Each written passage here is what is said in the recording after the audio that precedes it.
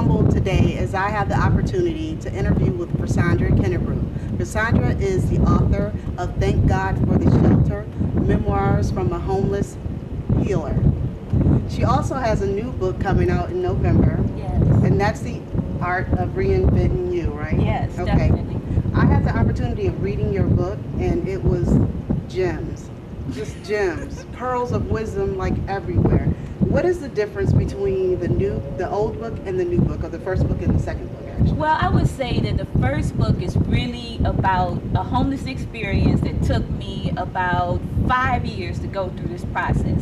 It was a life-changing experience, of course, but at this point, it's like, let's go beyond that. Mm-hmm. Let's go to how do you reinvent yourself after experiencing something really, really traumatic and life-changing.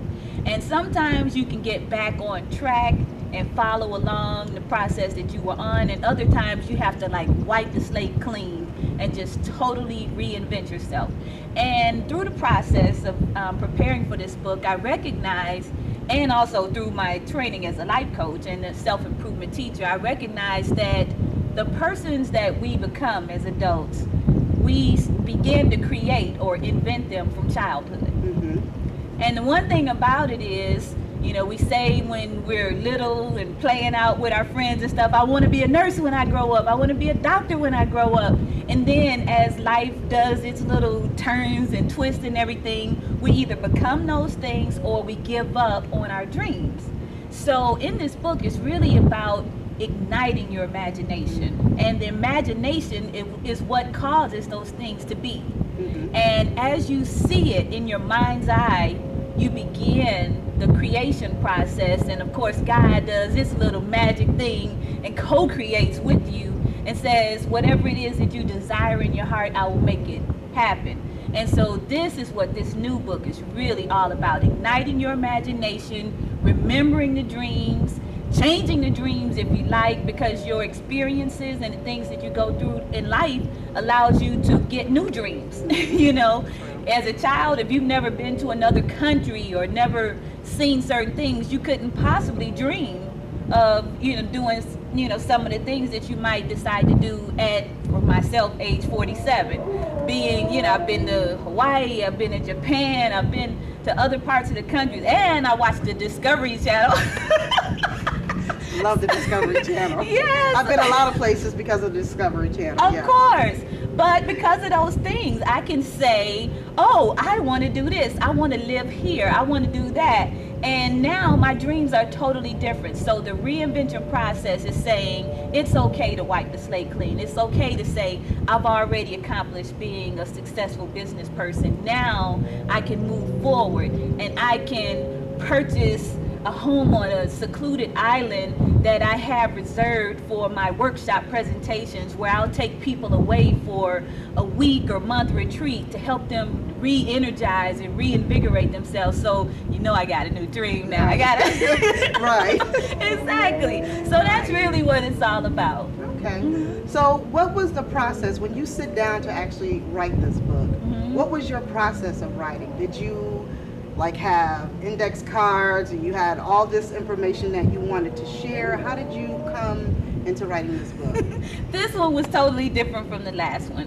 The last one, well, both were, I would say, divine revelations. Mm-hmm. I mean, this one I actually went to sleep during the middle of the day and I woke up, and after this I had this dream. Oh my God, it was just so amazing. And I was seeing this whole reinvention process taking place among my clients and people around me. And I kept seeing myself as a little child and doing childish type things and everything. And, oh, I'm going to do this. Oh, you know, just dreaming.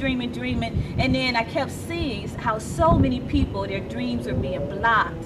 And they said, oh, no, I can't do that. Oh, no, I can't do this. And with the economy and everything, just things around you that just automatically tells people, oh, it can't be done.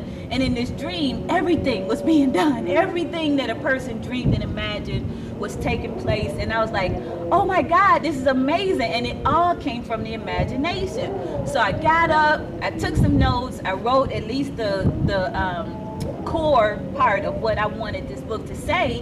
And it, lo and behold, I started looking back through my blogs. And I found that I had been talking about these things even before having these dreams. I guess it was in my subconscious mind that this was something I wanted to share. And then I took my blogs, I took responses from people who responded to the blogs, and I'm like, bam, I got a book here. It was awesome. Awesome. I had the opportunity of hearing you speak at the Motown Writers meetup last Saturday. Okay. And it was actually awesome. The one thing that I want you to talk about is how social media plays a part in what you share with your audience. Okay. Or what you share with the people that you might coach or speak to. Right. Well, first of all, social media is only an extension of who you are and what you do in the first place. Social media is all about connecting you with the people, things that you love and care about. That's really what social media is all about. And whoever you are on the inside is going to exude into the World Wide Web. And because I would call myself a global visionary. I don't think in the box of Detroit. Right. When I'm on the internet, I'm like, okay, the world is my audience, and I get to share all of the divine messages that God has shared with me with the world. Well, in social media, for any author, I believe that they should be able to take whatever it was that made them sit down and put stories on paper and extend them not only to the customers or readers that they already have, but to reach out and get more. Because why in the world would you write anything and publish it if you don't want the world to know about it? But there is a process, and that process is called being social. And we know that many authors are somewhat introverts. They prefer to kind of hang out in their room with their typewriter or their notepads and just write, do their thing and never, ever have to speak. But you can still be an introvert and use the internet because you just have a screen. You have a screen and a picture of a person, and you get to be whoever you want to be. You can play a character if you want to when you go online. It's just about organizing those thoughts, making sure that you have clear, concise messages that you want to share with the world about your book, about your product, and doing it repetitively using different mediums. Like today, you're filming. Video is one medium of sharing content. Writing and doing blogs is another one. Then there's pictures. You can take photographs. I mean, we have a wonderful view around us. You can take wonderful photos, and that is content, and it tells a story. They say a picture is worth 1,000 words. Yeah. That's true. So all of that is content. You can share it with the world, put your little tags and stuff, and make sure that it gets to the right people. Bam! Now, you know, instead of being called a, what do they call authors sometimes? The same thing they say about artists, starving artists, or instead of being one of those, Yes.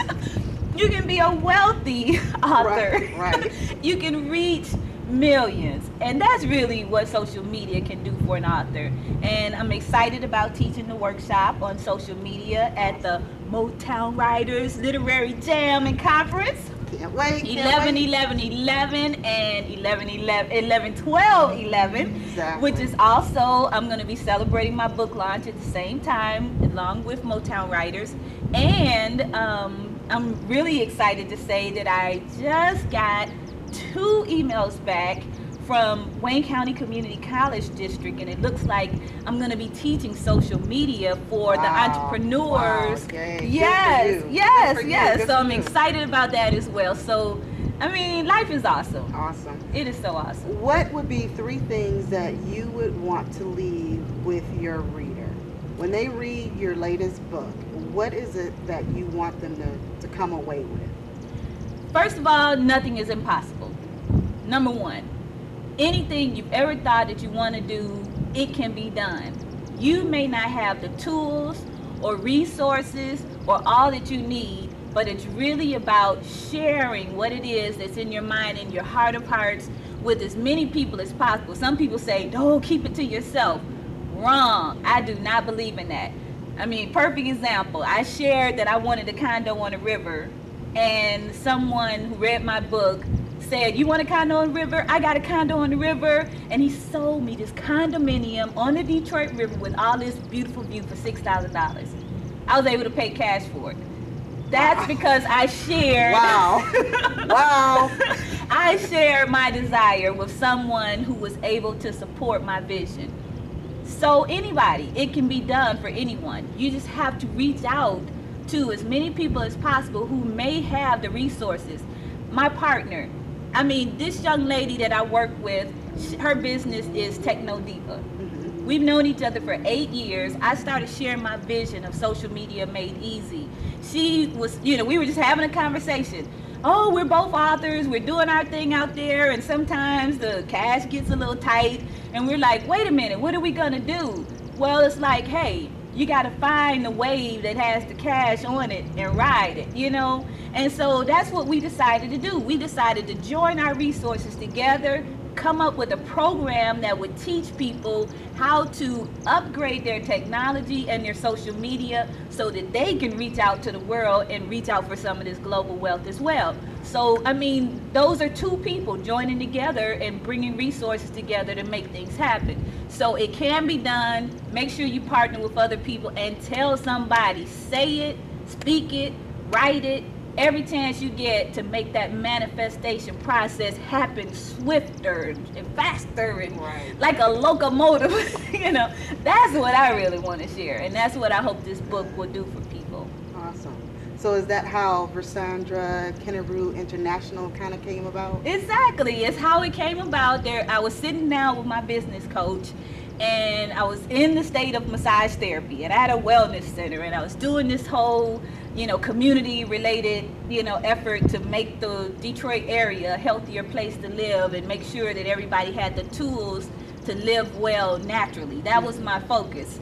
And then, you know, she sat down with me and we were just, you know, taking notes, looking at all of the things that I wanted to do and that I was doing. And she says, you know, there's this business does not, you know, encompass everything that you're doing and who you are. There is no other business name that you could use that would do that besides Versandra Kennebrew International, because at that time I had reached out over the waters into Canada, into Montreal, Canada, and had my first workshop participant that caught a plane from Montreal over to Detroit for a workshop. And that made me international. Then when I had a person from Guam that decided, oh, I want to participate in what you're doing and be a part of your national campaign, that made me international. So I said, I'm international now. So it was amazing. I love it. Wow. Well, my time is up, and I thank you for taking the time out to speak with me. If you would like to get in contact with Versandra, you can get in contact with her at VersandraKennebrew.com. Also, can you give us the new website for your new book? The new website for the new book is, let's see, The Art of Reinventing You book.com. Awesome. Thank you.